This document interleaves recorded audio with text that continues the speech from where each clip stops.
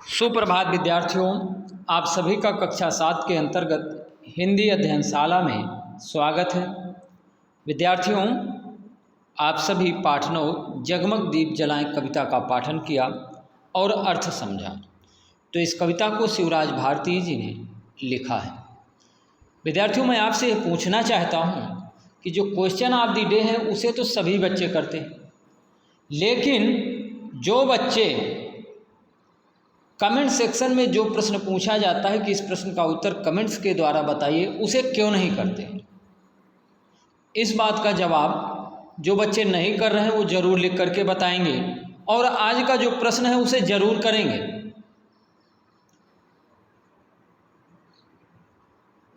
पुनरावृत्ति प्रश्न। विद्यार्थियों, आगे बढ़ने से पहले आइए दोहराते हैं, ईमानदारी से बताएंगे। निम्नलिखित पाठों के नाम व उनके लेखकों के नाम बताना है। अगर कविता है तो कवि होंगे, अगर कहानी है या नाटक है तो लेखक होंगे। तो पाठ 1 का क्या नाम है सभी लोग बताएंगे, सोच करके बताएंगे, कमेंट्स के द्वारा भी बता सकते हैं। यह प्रश्न का उत्तर कमेंट्स के लिए अतिरिक्त भी प्रश्न है। पाठ 1 के लेखक का क्या नाम है? शिवराज भारती। और शिवराज भारती ने इस पाठ को लिखा है। अब पाठ का नाम है बढ़े चलो जवान। क्या नाम है? बढ़े चलो जवान। पाठ 2 का क्या नाम है? सभी लोग सोचेंगे। वाह, कुछ लोगों ने सोच लिया उत्तर कि बोल मेरी चक्के, और लिखा किसने है? अनीता चमोली अनु। बिल्कुल सही उत्तर है अनीता चमोली अनु ने। पाठ 3 का क्या नाम है? योग्यता की परीक्षा। क्या नाम है? योग्यता की परीक्षा। यह पाठ संकलित है। और पाठ 4 का क्या नाम है? देखिए, अभी भी कुछ लोगों को याद नहीं है, मतलब लापरवाही से पढ़ना ही है। गुड, काफ़ी बच्चों ने सही उत्तर दिया। जब सूरज जग जाता है। जब सूरज जग जाता है, रामेश्वर काम्बोज हिमांशु जी ने लिखा। किसने? रामेश्वर काम्बोज हिमांशु जी ने लिखा। अगला पाठ है जेल से लिखा पिता का एक पत्र। कौन सा पाठ है? पाठ 5। अच्छा, पाठ 5 यहाँ नहीं लिखा हुआ है, तो पाठ 5 है विद्यार्थियों। अगला किसने लिखा है? पाठ का क्या नाम है? जेल से लिखा पिता का एक पत्र, और इसे पंडित जवाहरलाल नेहरू जी ने लिखा है। पाठ 6 का क्या नाम है? सभी लोग सोचेंगे। इसीलिए कहता हूं कि जब पाठ पढ़ें तो ध्यान से समझें। एक दिन नहीं, कई दिन ये बातें बताई जाती हैं कि पाठ का क्या नाम है, पाठ किसने लिखा है। तो जब ध्यान से समझेंगे तो ये बातें याद रहेंगी। अगर लापरवाही करेंगे तो भूल जाएंगे। तो पाठ 6 का नाम चंपा और चमेली है। इसे प्रतिभा सक्सेना जी ने लिखा है। किसने लिखा है? प्रतिभा सक्सेना जी ने। पाठ 7 का क्या नाम है? सभी लोग सोचें, सभी लोग बताएंगे। हारिए न हिम्मत। हारिए न हिम्मत किसने लिखा है? यशपाल जैन जी ने। यशपाल जैन जी ने। पाठ 8 है अशोक का शस्त्र त्याग, और इस पाठ को किसने लिखा है? बंशीधर श्रीवास्तव जी ने। किसने? बंशीधर श्रीवास्तव जी ने। आइए आगे देखते हैं। विद्यार्थियों, यह प्रश्न है और इसका उत्तर आप सभी को कमेंट्स के द्वारा बताना है कि दीन दुखियों की सहायता के लिए आप क्या क्या कर सकते हैं। आप सभी क्या क्या कर सकते हैं, तो उनके सामने क्या क्या समस्या हैं। आइए पहले इन चित्रों को समझिए, और इन चित्रों को आप जब देखेंगे तो आप जरूर इस प्रश्न का उत्तर दे सकते हैं। विद्यार्थियों, आप यहाँ पर देख रहे हैं चित्र कि इनके सामने क्या समस्याएं हैं, और उन समस्याओं को हल करने के लिए आप किस तरह से मदद कर सकते हैं। तो आप जब सोचेंगे तो उत्तर जरूर मिल जाएगा। आप देख लिए होंगे। आइए अगला चित्र देखते हैं। अगला चित्र जो है यह है। आप देख रहे हैं कि समस्याएं क्या हैं लोगों के सामने। दीन दुखियों या गरीबों की मदद किस तरह से की जा सकती है।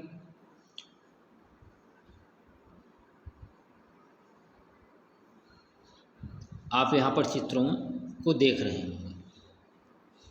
तो इस तरह से आप इस प्रश्न का उत्तर इन चित्रों को देखने के पश्चात लिख सकते हैं कि दीन दुखियों की सहायता के लिए आप क्या क्या कर सकते हैं। आप बात को समझ गए होंगे। तो सभी लोग लिखेंगे, कम से कम 3 या 4 या 5 पॉइंट जरूर लिखेंगे। कविता आपने पढ़ा था, आइए फिर से एक बार पढ़ते हैं। आओ जगमग दीप जलाएं, अपनेपन का भाव जगाएं। आओ जगमग दीप जलाएं, अपनेपन का भाव जगाएं। मन से मन का दीप जलाकर, विश्वासों की डोर बढ़ाकर, संस्कृत के पावन आलोक से सारा जग दमकाएं। आओ जगमग दीप जलाएं। टूटे मन में स्नेह जगाकर, मन के कड़वे भाव हटाकर, दूर किसी उजड़ी कुटिया के आंगन को महकाएं। आओ जगमग दीप जलाएं। आओ जगमग दीप जलाएं। बढ़े चहुदिशा में भाईचारा, पावन हो हर ध्येय हमारा। रूखे अंधियारे जीवन में नया सवेरा लाएं। आओ जगमग दीप जलाएं। विद्यार्थियों, यहाँ पर अंधेरा गलत है, लिखा हुआ ऊपर चंद्र बिंदु होना चाहिए। अर्थ मैंने पिछले दिन बता दिया था पहले वीडियो और दूसरे वीडियो में। अगर कहीं दिक्कत है तो आप वहाँ से देख सकते हैं, समझ सकते हैं। तो आइए आगे बढ़ते हैं। पिछले दिन के कार्य का मिलान। पिछले दिन क्या कार्य दिया गया था? अच्छा, ये काव्यबोध प्रश्न के अंतर्गत बहुविकल्पीय प्रश्न था। प्रश्न संख्या 1, सही विकल्प पर सही का निशान लगाइए। का नंबर प्रश्न है, कवि कैसा भाव जगाने के लिए कह रहे हैं? कड़वेपन का, अपनेपन का, परायेपन का। विद्यार्थियों, आपने कविता पढ़ी थी और देखा था कि वहाँ पर परायेपन का भाव नहीं। अगर परायेपन का भाव जगाएंगे तो फिर क्या होगा? हम लोगों में एक दूसरे के प्रति प्रेम की भावना नहीं होगी, मदद करने की भावना नहीं होगी। तो कैसा भाव? अपनेपन का भाव। अच्छा, जो चिन्ह लगाएंगे सही का, वो ब्रैकेट के अंदर ही होना चाहिए। मन के कड़वे भावों को हम दूर कैसे करेंगे? स्नेह से, घृणा से, अविश्वास से। विद्यार्थियों, अगर हम किसी से नफरत करेंगे तो क्या वह हमसे प्रेम करेगा? नहीं। तो सही क्या है? स्नेह से। सही उत्तर है स्नेह से। अगला प्रश्न है कि जीवन का अंधकार कब समाप्त होगा? जब दीप जलेगा, जब सुबह होगी, जब भाईचारा और प्रेम बढ़ेगा। सभी लोग सोचेंगे। विद्यार्थियों, आपको मालूम होगा कि जब भाईचारा और प्रेम बढ़ेगा तभी जीवन का अंधकार समाप्त होगा। कब? जब भाईचारा और प्रेम बढ़ेगा। घ नंबर है कि इस कविता के कवि का नाम बताइए। रामधारी सिंह दिनकर, शिवराज भारती, माखनलाल चतुर्वेदी। सभी लोग सोचेंगे। तो विद्यार्थियों, आपको मालूम होगा कि इस कविता के कवि का नाम शिवराज भारती है। क्या है? शिवराज भारती है। अच्छा, दूसरा प्रश्न था अति लघु उत्तरीय प्रश्न। विद्यार्थियों, आप में से काफ़ी बच्चे हैं जो प्रश्न का निर्देश दिया गया उसे नहीं लिखते। निर्देश जरूर लिखना है। जैसे लिखा, निम्नलिखित प्रश्नों के उत्तर एक या अधिक शब्दों में लिखें। इसे आप सभी को लिखना है और इसे काले पेन से लिखना है। इसके बाद का नंबर प्रश्न है, इसे भी काले पेन से, कि कवि किसकी डोर बढ़ाने के लिए कह रहे हैं। तो पूरा उत्तर नहीं लिखना है, एक शब्द में लिखना है कि विश्वास की डोर। किसकी? विश्वास की डोर। ख नंबर है, कविता में किस आंगन को महकाने के लिए कहा जा रहा है? तो आपने पढ़ा था और समझा था कि किसी उजड़ी कुटिया के आंगन को। उत्तर क्या होगा? किसी उजड़ी कुटिया के आंगन को। गा नंबर है कि चारों दिशाओं में क्या बढ़े? तो चारों दिशाओं में क्या बढ़े? भाईचारा, यानी आपसी प्रेम या सद्भाव। घा नंबर है कि आप कौन सा दीपों का त्यौहार मनाते हैं? तो इसका उत्तर होगा दीपावली। आप कौन सा यानी दीपों का कौन सा त्यौहार है? तो विद्यार्थियों दीपावली है। अगला प्रश्न है कि अपनेपन का भाव कैसे जगा सकते हैं? आप सभी को मालूम होगा कि अपनेपन का भाव हम एक दूसरे के अपराधों को माफ़ करके तथा उनके प्रति प्रेम दिखा करके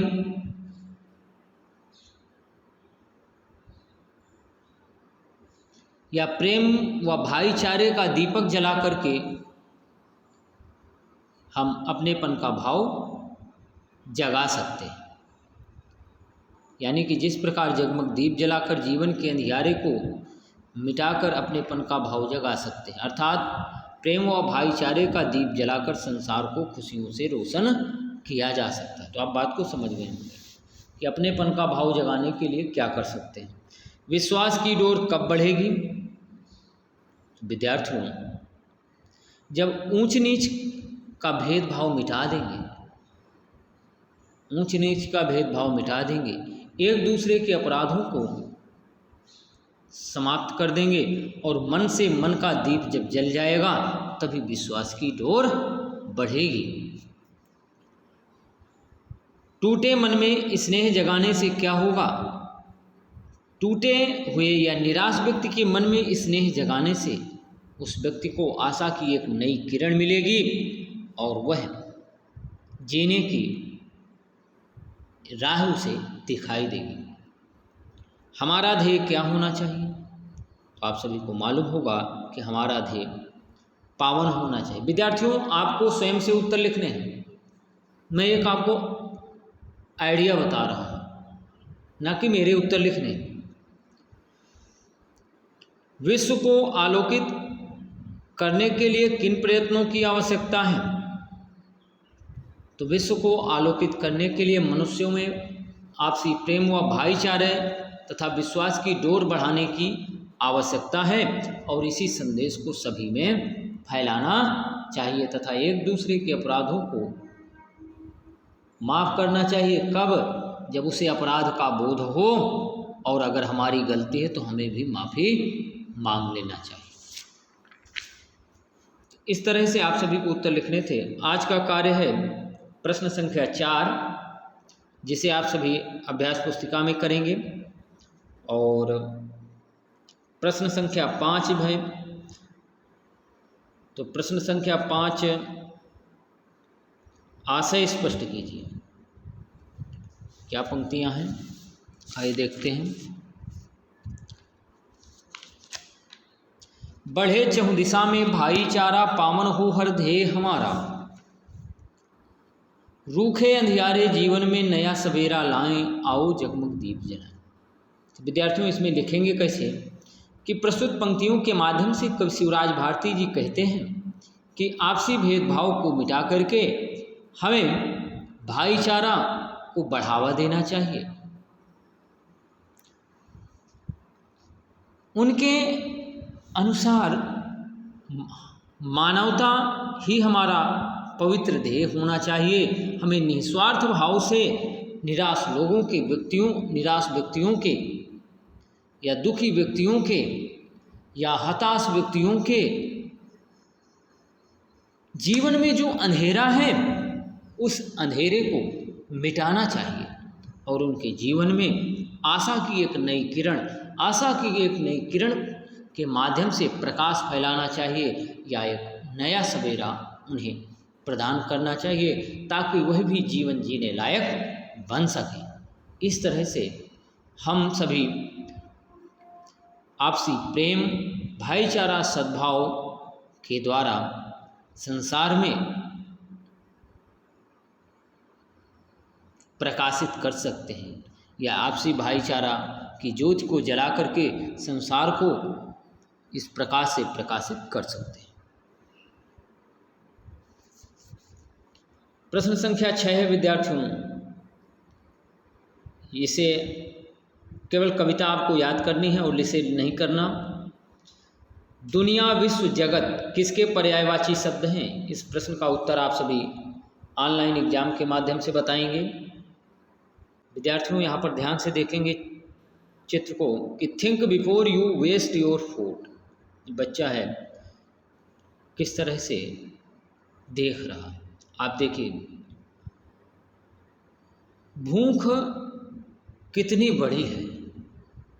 आप समझो कि मनुष्य को, आपको ही है या किसी को है, जब भूख लगी तो खाना दे दिया गया, खाना खाने के बाद जब पेट भर गए तो कहा जी थोड़ा सा और ले लो, नहीं अब मुझे नहीं चाहिए, अब नहीं लूँगा मैं।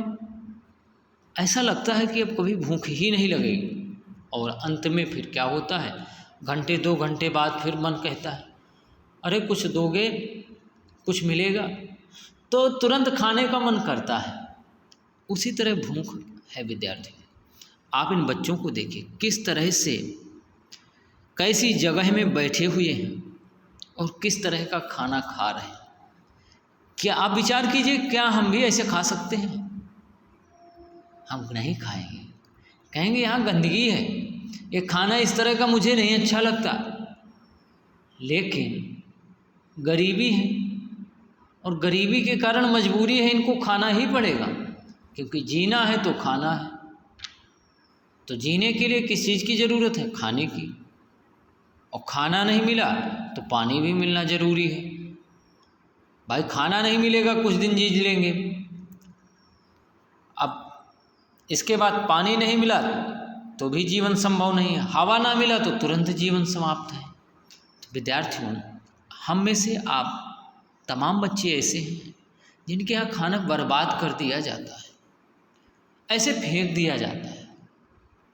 अब विचार करिए, क्या खाने को बर्बाद करना चाहिए? नहीं, जितना हम खाएं उतना ही लें। आप में से तमाम बच्चे ऐसे हैं कि धीरज ना होने के कारण इकट्ठा ले लिए, तो जितना हम खाएं उतना ही लें, बर्बाद ना करें। अगर बच रहा है तो किसी जानवर को दे दें खाने के लिए, ऐसे सड़कों में ना फेंकें। आप देख रहे हैं किस तरह से, देखिए एक कटोरे में जो रखा हुआ है उसी में सारे बच्चे मिल करके खा रहे हैं। अब हम में से आप में से किसी को कहा जाए इस तरह खाइए तो कहेंगे नहीं ये मेरे हिस्से का है, मैं नहीं दे सकता। ये प्रेम है और ये भूख भी है, क्योंकि मजबूरी है उनके सामने, गरीबी है, निर्धनता है, और जो मिला उसी में खा करके जीवन यापन करते हैं, क्योंकि इनके माँ बाप वो सारी सुख सुविधाएं उपलब्ध नहीं करा सकते।